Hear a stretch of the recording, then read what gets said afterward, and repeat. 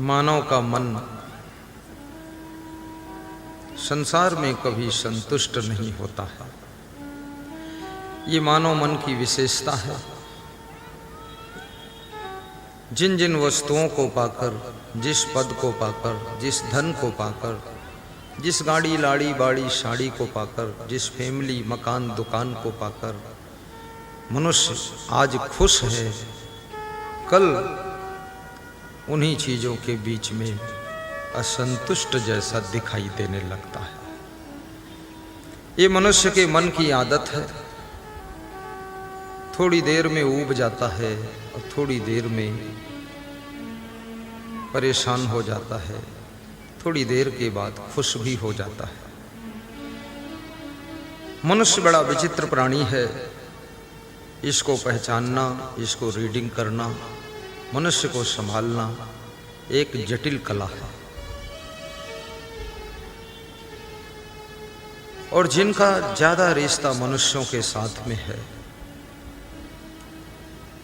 मनुष्य हर घड़ी अपने स्वभाव को बदलता है, आदतों को बदलता है, वाणी को बदलता है और शरीर भी इसका परिवर्तन होता है। जैसा शरीर बचपन में था आज वैसा शरीर नहीं है। कभी सुंदर दिखता है, कभी बदसूरत दिखता है और कभी बहुत मोटा हो जाता है, कभी पतला हो जाता है।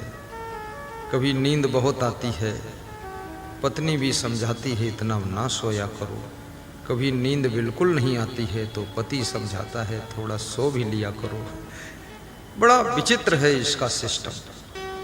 मैं कभी कभी मनुष्य के बारे में अध्ययन करता हूँ तो मुझे लगता है कि जो मनुष्य सृष्टि में खुश रहे, प्रसन्न रहे, आनंदित रहे, आह्लादित रहे, मगन रहे, वो समझ लेना कुछ कुछ संसार में जीना सीख गया है, इसलिए खुश होकर के जी रहा।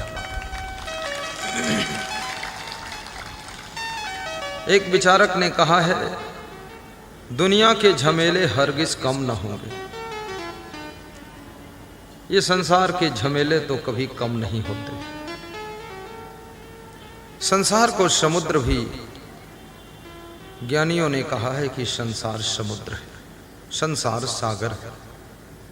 और समुद्र में आपने देखा होगा, समुद्र में लहरें उठती रहती है। एक लहर आ गई, दूसरी पीछे से आ रही है, तीसरी और आ रही है।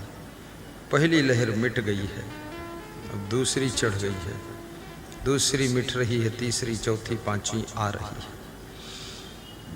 तो इस संसार रूपी सागर में दुख सुख की, हानि लाभ की लहरें उठती रहती है। कभी हानि की लहर उठती है, कभी लाभ की लहर आती है, कभी सम्मान की लहर, कभी अपमान की लहर, कभी दुख की लहर, कभी सुख की लहर, कभी मिलन की लहर, कभी वियोग की लहर और कभी खुशी की लहर आती है तो कभी निराशा की लहर आ जाती है। अब लहरों के दृष्टा बन जाइए, इन लहरों को देखते रहिए, साक्षी बन जाइए, इन लहरों में डूबिए मत, इन लहरों से प्रभावित मत होइए। समुद्र के तट पर खड़ा हुआ व्यक्ति समुद्र को देखता है, लहरों को देखता है, समुद्र की उथल पुथल को देखता है, लेकिन समुद्र का पानी उसको स्पर्श नहीं करता है, लहरें उसको छू नहीं पाती है। इस संसार रूपी सागर में तटस्थ हो करके ऐसे दृष्टा बन करके देखना सीखो कि संसार की दुख सुख की लहरों का तुम्हारे ऊपर कोई असर न पड़े और तुम खुश होकर के देखते रहो। इस संसार में भगवान राम के जीवन में भी बहुत लहरें आई हैं। भगवान राम की कथा कहने वाले, भगवान राम की कहानी सुनाने वाले, भगवान राम की कथा को सुनने वाले रोने लग जाते हैं। कब कथा हुई थी, आज भी उस कथा का इतना प्रभाव है कि जो सुनते हैं वो भी रूमाल निकाल कर आंसू पोंछ लेते हैं, जो गाते हैं उनकी आंखें भी डबडबा जाती है।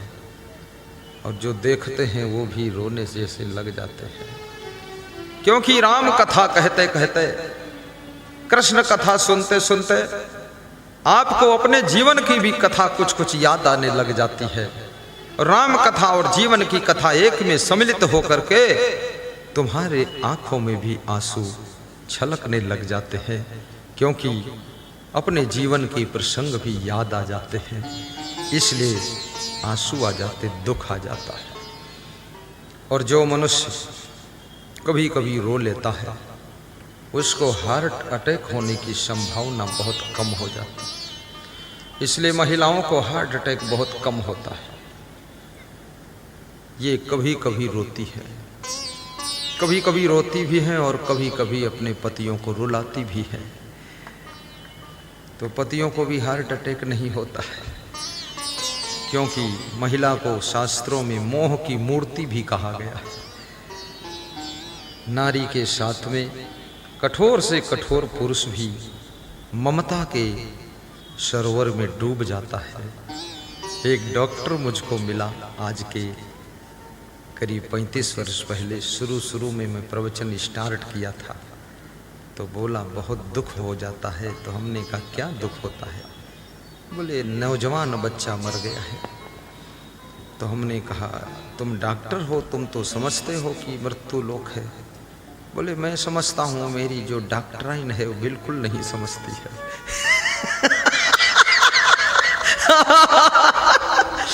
तो हमने कहा वो क्या नहीं समझती है? बोले वो उस लड़के के कपड़े लाकर आंगन में रखकर बैठकर कपड़ों को पकड़कर रोती है, ये मेरे लड़के के कपड़े अब कौन पहनेगा रे। तो मैं पीछे से बोलता हूँ मैं पहन लूंगा, फिर भी रोती। तो मैंने कपड़ों में तो आग लगा दी, फूंक दिया। तो अब वो लड़के का बेड पकड़कर रोती रहती है। जब वो बहुत रोती है तो मुझको भी दुख हो जाता है, तो मेरे भी आंसू आ जाते हैं। एक व्यक्ति का रोना कई लोगों को रोने के लिए भी मजबूर कर देता है, और एक व्यक्ति की हंसी कई लोगों को हंसी में डुबा देती है, कई लोगों को हंसी में डुबा देती है। और इस संसार में परमानेंट खुश रहना बहुत कठिन है। कभी खुश रहना, कभी दुखी रहना, कभी रोना, कभी हंसना, ये तो आसान है। इसी का नाम तो संसार है। यही तो संसार रूपी समुद्र की लहरें हैं, इसमें सब डूबते डूबते रहते हैं। लेकिन इन लहरों के तुम दृष्टा बन जाओ, लहरों में डूबना मत।